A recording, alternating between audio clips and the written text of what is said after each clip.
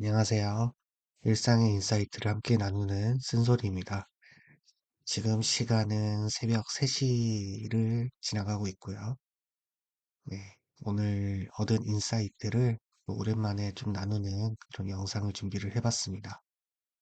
오늘 여러분과 함께 나눌 주제는 성공은 얼마나 많은 실패를 버틸 수 있는가에 달려있다 라는 문장입니다. 오늘은 이런 질문으로 시작해 보겠습니다. 성공을 결정짓는 것은 능력일까요? 아니면 실패를 견디는 심리적인 힘일까요? 많은 사람들은 실패를 딛고 일어서는 것이 중요하다라는 말을 귀가 닳도록 들어왔습니다. 하지만 정작 우리는 얼마나 많은 실패를 견딜 수 있는가라는 질문 앞에 서면 불안해집니다. 왜냐하면 현대사회는 실패를 배움이 아닌 결함으로 여기는 구조를 가지고 있기 때문입니다. 오늘은 그 깊은 메커니즘을 심리학과 사회구조의 관점에서 함께 분석해 보겠습니다. 첫 번째로 실패를 견디지 못하는 사회에 대해서 이야기해 보겠습니다. 오늘날의 사회는 성공보다 성공의 속도를 중요하게 여기는 시대입니다. SNS에서는 타인의 성취가 실시간으로 올라오고 있고 비교는 자동으로 이루어집니다. 이러한 환경 속에서 실패는 단순한 경험이 아니라 낙오로 인식이 됩니다. 특히 한국 사회는 OECD 국가 중에서도 실패에 대한 낙인 지수가 높은 편입니다. 한국고용정보원 조사에 따르면 창업 실패 후 재도전을 시도하는 비율은 10%에 불과하다라고 합니다. 그만큼 실패를 경험한 사람은 재기보다 복귀의 두려움에 더 크게 짓눌리는 것이죠. 이런 현상은 개인의 심리에도 깊은 흔적을 남깁니다. 심리학자 캐럴 드웩 박사는 이를 고정 마인드셋과 성장 마인드셋의 차이로 설명을 하고 있습니다. 실패를 능력 부족으로 해석하는 사람, 즉 고정 마인드셋을 가진 사람은 스스로를 방어하기 위해 시도를 멈춥니다. 반면 실패를 학습의 일부로 받아들이는 성장 마인드셋을 가진 사람은 그 경험을 내면화하여 성장을 이어갑니다. 결국 두 사람의 차이는 실패의 해석 방식에서 시작되는 것입니다. 두 번째로 실패가 두려운 이유를 뇌과학과 심리학의 관점에서 살펴보겠습니다. 인간의 뇌는 실패를 단순한 결과로 받아들이지 않습니다. 진화적으로 실패는 생존의 위협을 의미했기 때문에 우리의 뇌는 실패 상황을 위험 신호로 감지합니다. 편도체는 이때 강하게 반응하여 공포 반응을 일으키고 전두엽의 합리적인 사고 기능은 일시적으로 위축이 됩니다. 그래서 우리는 실패 직후 냉정하게 판단하기보다 다시는 시도하지 않으려는 회피로 기울게 되는 것이죠. 여기에 사회적 평가가 더해집니다. 현대 사회에서 실패는 단순히 개인의 일이 아니라 사회적인 사건으로 여겨집니다. 심리학에서는 이를 평가 불안이라고 부르고 있습니다. 흥미로운 연구 결과가 있습니다. 하버드대 심리학과의 테레사 아마빌레 교수는 사람이 창의적 도전을 할 때 평가받는 상황에 놓이면 창의성이 현저히 떨어진다라는 사실을 밝혔습니다. 즉, 사람은 실패의 결과보다 실패를 보여주는 상황 자체를 더 두려워합니다. 이런 이유로 현대인은 실패의 내용보다 실패한 모습이 노출되는 것을 견디기 어려워하는 것입니다. 그렇다면 실패를 견디는 힘은 어디에서 오는 걸까요? 심리학에서는 이를 회복 탄력성으로 부르고 있습니다. 회복 탄력성은 단순히 낙관적인 태도나 의지의 문제가 아니라 뇌의 스트레스 반응을 다루는 능력, 즉 정서 조절 능력과 깊이 관련이 되어 있습니다. 마틴 셀리그만 박사는 실패를 견디는 사람들의 공통점을 설명 방식에서 찾았습니다. 그들은 실패를 영구적으로 보지 않고 일시적으로 해석합니다. 또한 실패의 원인을 자기 전체로 일반화하지 않고 특정 상황에서의 선택으로 한정합니다. 실패를 견디는 힘은 바로 기대감을 회복하는 능력에서 비롯되는 것입니다. 좀 더 자세히 살펴보겠습니다. 실패를 자기 전체의 문제로 받아들이면 편도체가 과활성화되어 부정 감정을 일으키지만 상황적 해석을 할수록 전전두엽이 감정을 억제하고 합리적인 사고를 회복합니다. 또한 회복 탄력성이 높은 사람은 미래지향적 사고를 유지합니다. 현재의 실패보다 다음의 시도를 상상함으로써 뇌의 도파민 시스템을 재활성화시키는 것이죠. 이때 도파민은 단순히 즐거움을 주는 호르몬이 아니라 기대와 탐색을 촉진하는 신경 전달 물질입니다. 그러나 개인의 회복 탄력성만으로는 충분하지 않습니다.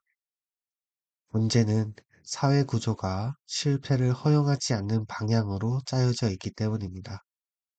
학교에서는 정답을 맞히는 것이 중요한 평가 기준이 되고 회사에서는 실수를 최소화해야 승진의 기회를 얻습니다. 그 결과 사람들은 실패를 기피해야 할 사건으로 학습하게 됩니다. 구글의 내부 연구 프로젝트 아리스토텔레에 따르면 팀의 성과를 결정짓는 가장 핵심적인 요인은 구성원들의 심리적 안정감이었습니다. 즉, 실수나 실패를 해도 비난받지 않는 분위기가 팀의 혁신성을 결정한다라는 것이죠. 또한 현대 사회는 완벽주의를 미덕처럼 포장합니다. 하지만 완벽주의는 실패에 대한 과도한 예민함에서 비롯됩니다. 심리학자 폴 휴이트 박사는 완벽주의를 자기 가치가 성취에 종속된 상태로 정의했습니다.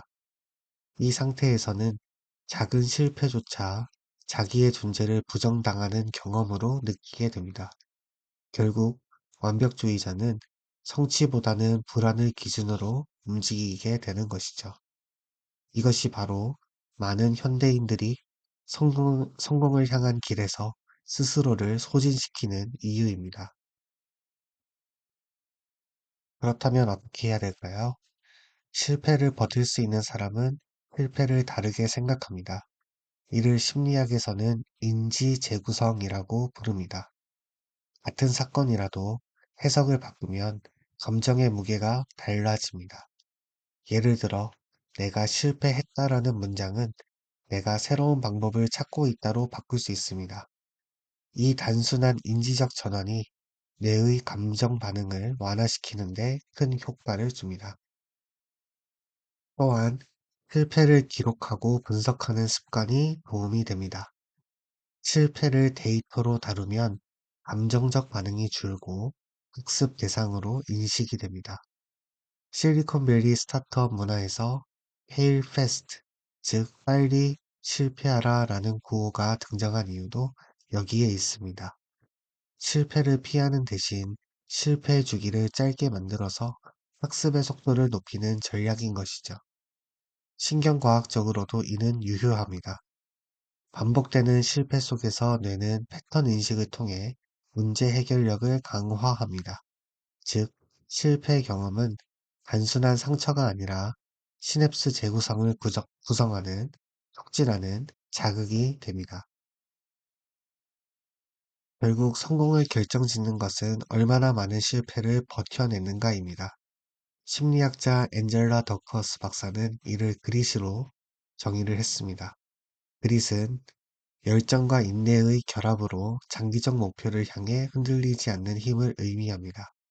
흥미롭게도 그녀의 연구에 따르면 지능이나 재능보다 그릿이 성공을 예측하는 가장 강력한 요인이었습니다. 즉, 성공은 뛰어난 능력의 결과가 아니라 끝까지 버텨내는 사람의 결실이라는 것입니다.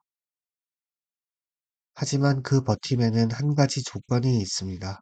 바로 자기 회복의 리듬을 잃지 않는 것입니다. 끊임없이 시도하면서도 자신을 비난하지 않고 실패를 두려움이 아닌 탐색의 일부로 받아들였을 때 비로소 실패는 성장의 연료가 됩니다.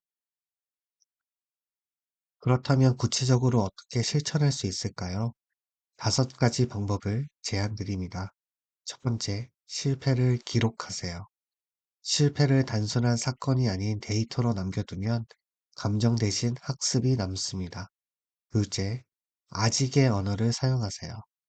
나는 못한다 대신 나는 아직 배우는 중이다 라고 말하면 뇌는 실패를 종결이 아닌 과정으로 인식합니다.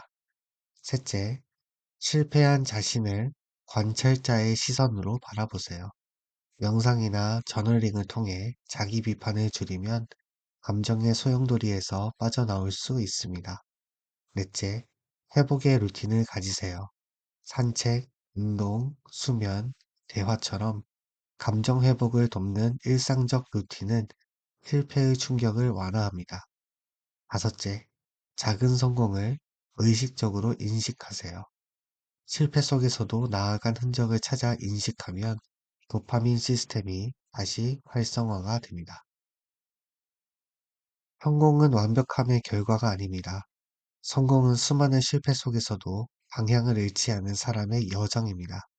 그리고 그 여정에서 진짜 중요한 것은 넘어지지 않는 것이 아니라 넘어진 뒤에도 스스로를 일으켜 세울 수 있는 마음의 구조를 만드는 것입니다. 성공은 결국 얼마나 많은 실패를 버틸 수 있는가에 달려 있습니다. 오늘도 일상의 인사이트를 함께 나눈 쓴소리였습니다. 내용이 도움이 되셨다면 구독과 좋아요 눌러주시면 너무 감사하겠습니다. 제작에 큰 힘이 됩니다. 감사합니다.